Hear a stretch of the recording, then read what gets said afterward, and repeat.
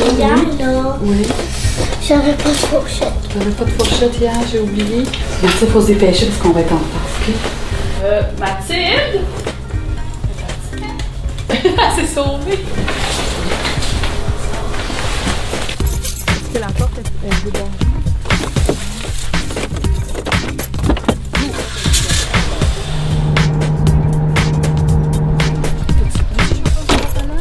Oh, ça sort!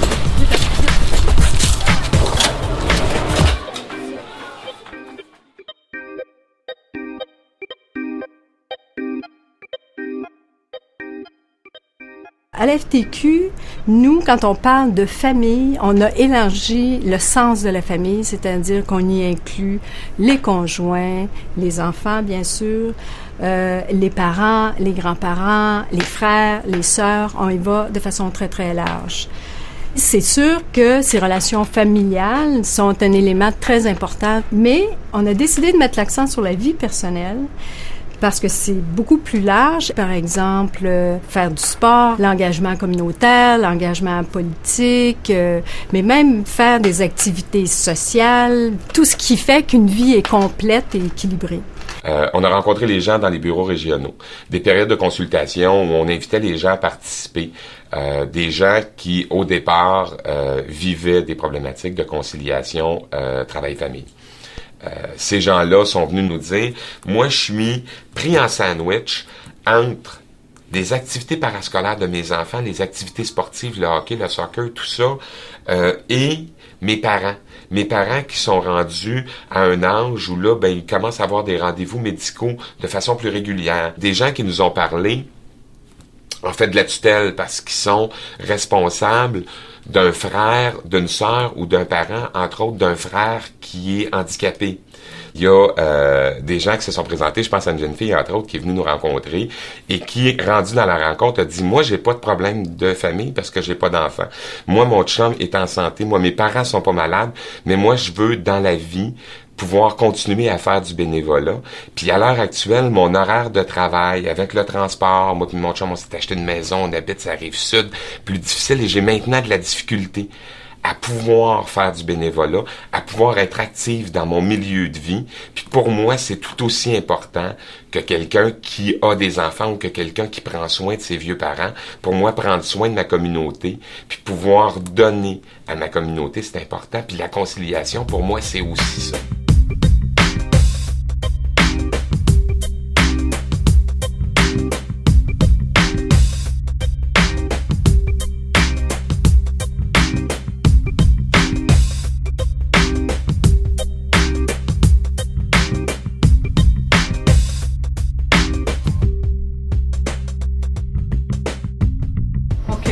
Mais est-ce qu'il est imprimé? Oui, il veut que je l'envoie en début de semaine, mais là... On est déjà rendu à la fête des enfants? Oui. OK. Tu vois, c'est le 13 novembre. L'année passée, on a envoyé le 15. Il faut que j'attende que son document, puis on va le mettre tout de suite sur le site web. Avant, la répartition traditionnelle, c'est l'homme travaillait, puis la femme était à la maison. Donc, ce qui faisait en sorte que toutes les responsabilités domestiques, familiales, etc., étaient prises en charge par la conjointe.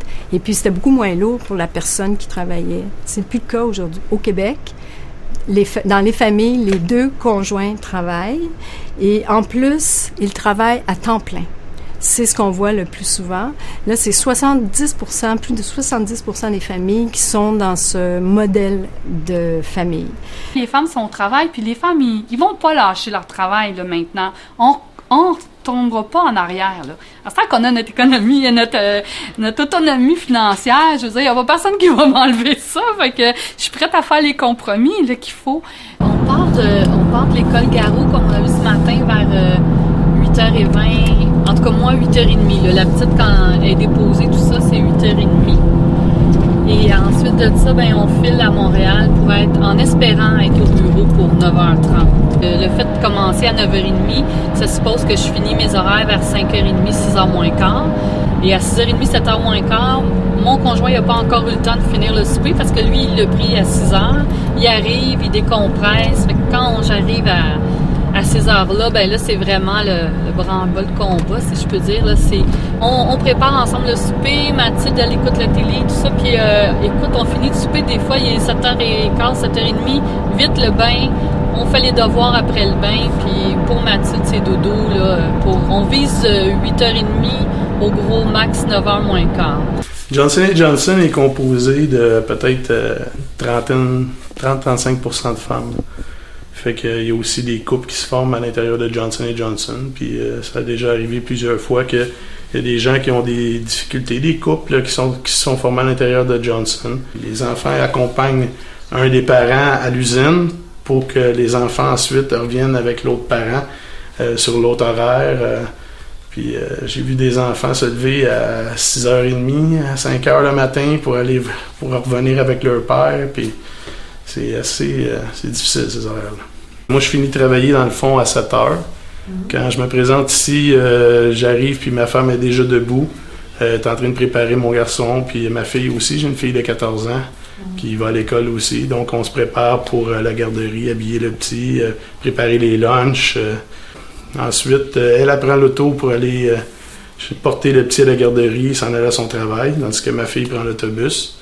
Dans le fond, il faut que je me lève vers 3h pour permettre d'aller chercher le petit à la garderie. Puis ensuite, on prépare le souper, puis on s'occupe de l'enfant.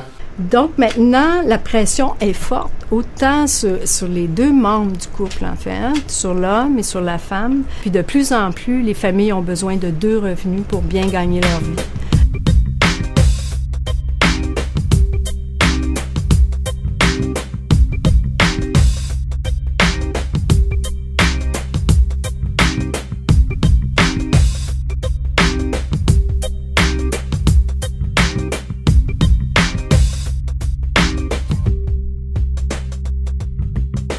Au cours des dernières décennies, la mondialisation, les crises économiques qui nous ont frappés, les technologies de l'information et de la communication, tous ces éléments-là ont fait que les entreprises ont adopté de nouvelles configurations.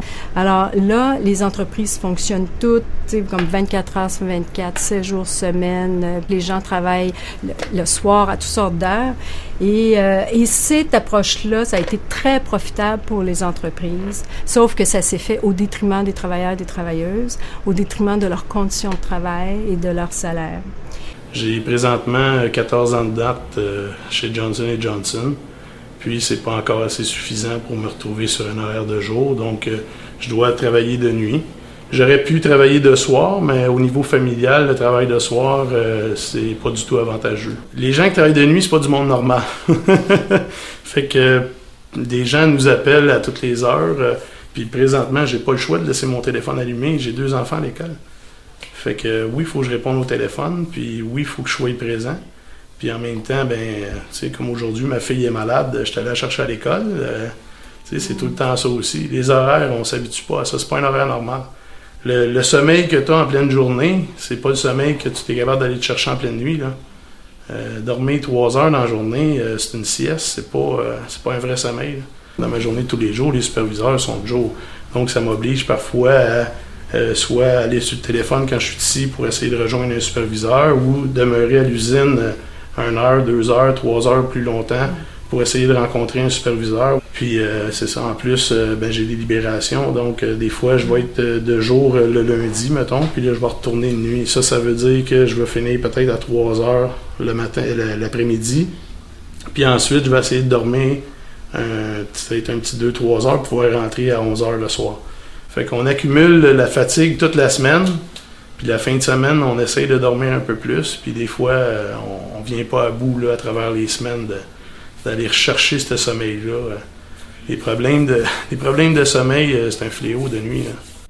Moi, je travaille au centre hospitalier depuis maintenant 10 ans. J'étais préposée aux bénéficiaires. J'avais un poste à temps complet de jour.